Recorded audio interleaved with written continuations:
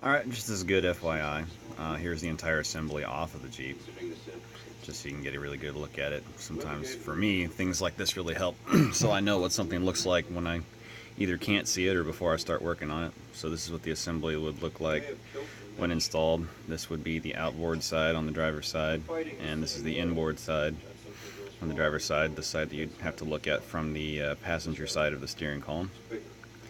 So here's that lock nut on the outside. I'm trying to take that shit off. When this is over, I'll expect your resignation. Well, you already saw it come apart, maybe. I don't know. So, when it's sitting up there, this point's up. You saw me unplug this end. The nut comes out. Then you pop these bushings off either side, which I again can't do by hand, as you can see. So I was able to stick a very thin flathead screwdriver up underneath this lip. You can see I can fit a nail under there, but I still can't really pry it. This gap right here is where your brake pedal is going to be. This gap right here in between on the bushing is where the rod that goes into your brake booster goes.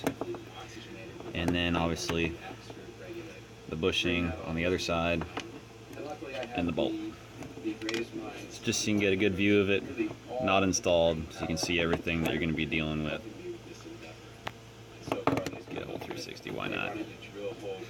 It's better to have too much information than not enough, right? So there you have it. Alright, one more thing before I start putting that new brake light switch back in there. I just wanted to show you the way the wires came out in the interest of trying to reveal as much information as I can. So when this is actually sitting up there, the blue wire will be the one on the bottom and the pink wire will be the one on the top. So if you do this, or you end up having to do something like I do, because I'm an idiot and I search for the cheapest stuff I can possible, and you end up buying what looks like the right thing with just maybe the wrong plug, because I'm gonna have to cut this.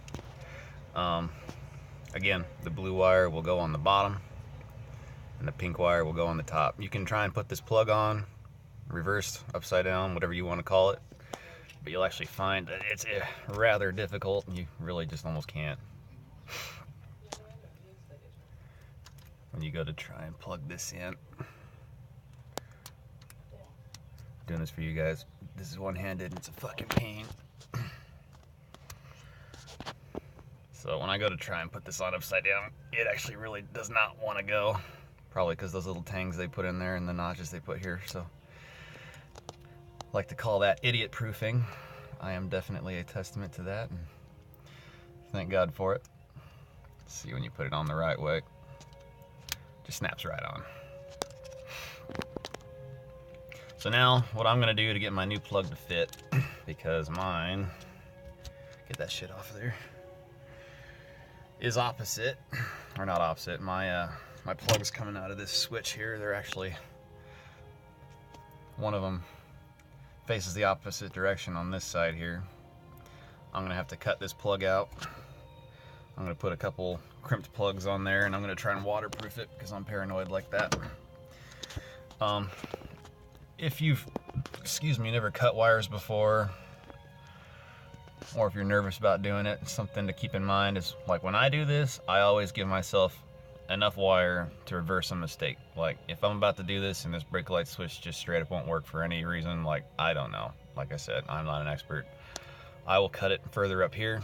So in case I need to put this plug back in, I give myself enough wire to crimp, solder, whatever I need to do to get this plug back into the vehicle.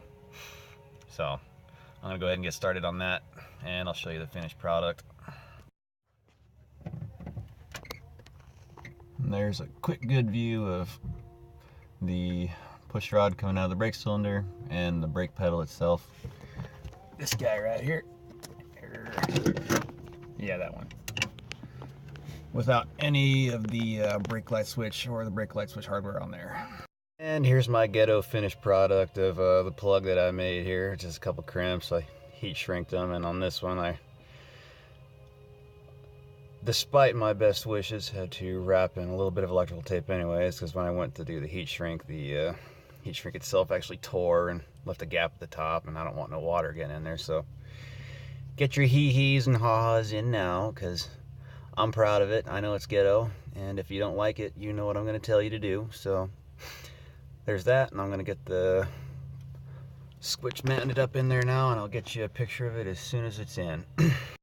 Alright, so if you've ever worked with your dad or your granddad and he taught you anything about mechanics, they probably told you at some point that you should try and take parts off in as big a chunks as possible. That way when you go to put things back together, it's a little easier for yourself. So since I got so many damn pieces that I got to try and get back up in there, I did something I'm going to try to do that hopefully will help you out to try and simplify things for when you go to put it back together. So I took that bushing out. Excuse me, I took the spacer out. Get the freaking focus on here. Oh my god. There we go. So here's my spacer. I put one of the bushings on the other side, made it flush with the end, see? Because it does come out like that in one direction.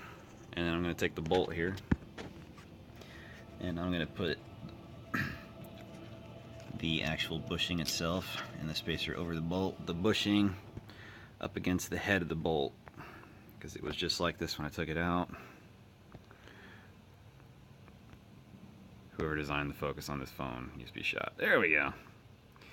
That's better than nothing. So I'm going to get the excuse me, I'm going to get the rod coming out of the brake cylinder and the actual brake pedal lined up, and I'm going to put this in just like this. That way when it comes through, a little shot here,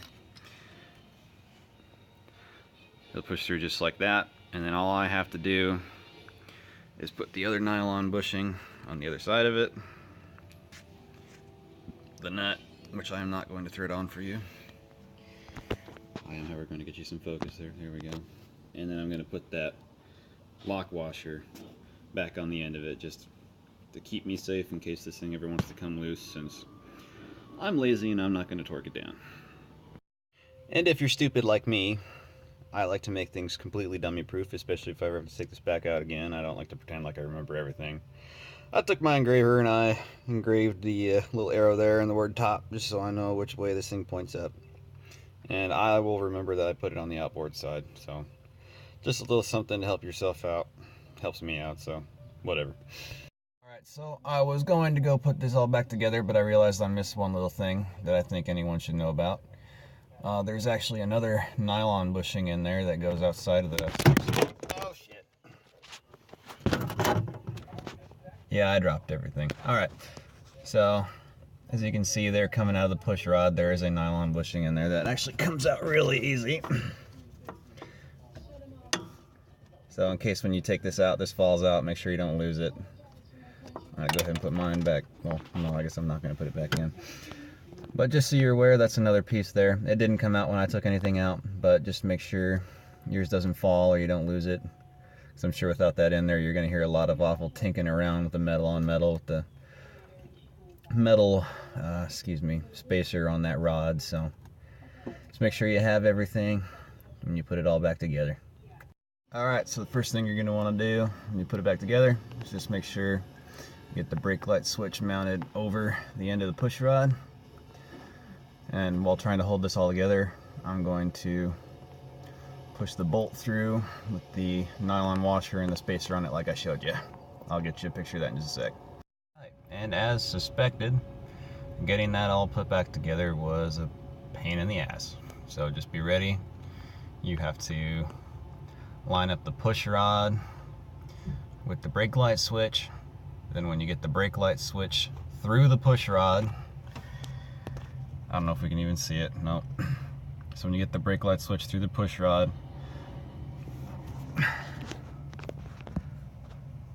between the switch and this brake pedal goes the other nylon washer, and then next will be the nut and the locking nut, or jam nut.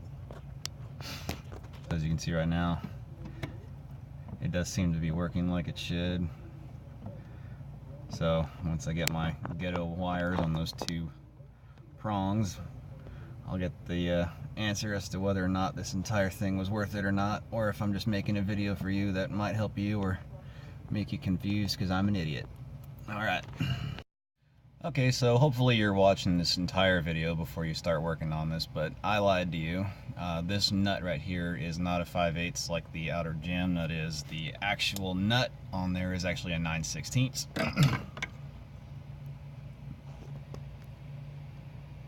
Bam! So 9/16 on the nut and a 5/8 inch on the bolt head.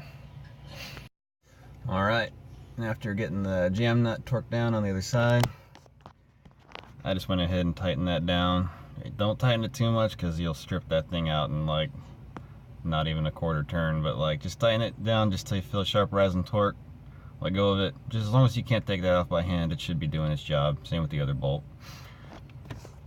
You don't want to be torquing this down too much because obviously this needs to pivot at some point. So if you torque it down too hard, you're going to keep things from turning like they need to. And you could just make some binding down here, some unnecessary wear. And here's my finished product. It is not pretty, but at least it's up under the dash. I'll probably give myself about a C. Screw it, I'm feeling generous today, about a C+. Doesn't look good. I'm gonna try it out, see if it works. But as far as the removal and installation goes, I think we covered all our bases. So this is about what it should look like when you're done. Hopefully this helped out. Okay, so you'll have to forgive me, I'm talking fast, I'm freaking excited. What I actually did worked. So, I got everything turned on, got the key on accessory here, got my, see if you can see it, got my tail lamps on and my headlights, just like I told you it wasn't working. So before, check this out, I'm smart, I got a little mirror set up back there so you can see my tail light. Before, I'd step on my brakes. Yeah, I got LEDs. You might think this is an issue, but I actually kept my old incandescent housings and everything. I put them back in because I thought maybe that would alleviate the issue. I thought perhaps that since I put LEDs in, perhaps that was causing the issue with the brake lights not being bright enough. But actually, when I put the incandescent bulbs back in, it actually turned out that those just wouldn't come on, period. So that means that whatever kind of power they were getting was even less. Not even enough to light an incandescent bulb, but enough to make an LED bulb really dim. So now, as you can see, with my new brake light switch in, those brighten up real nice. And then, with my tail lamps on, they do get bright enough so I can see them in the dark. So now I don't have to worry about getting pulled over or nothing. So anyways, I really hope this video helped anybody out.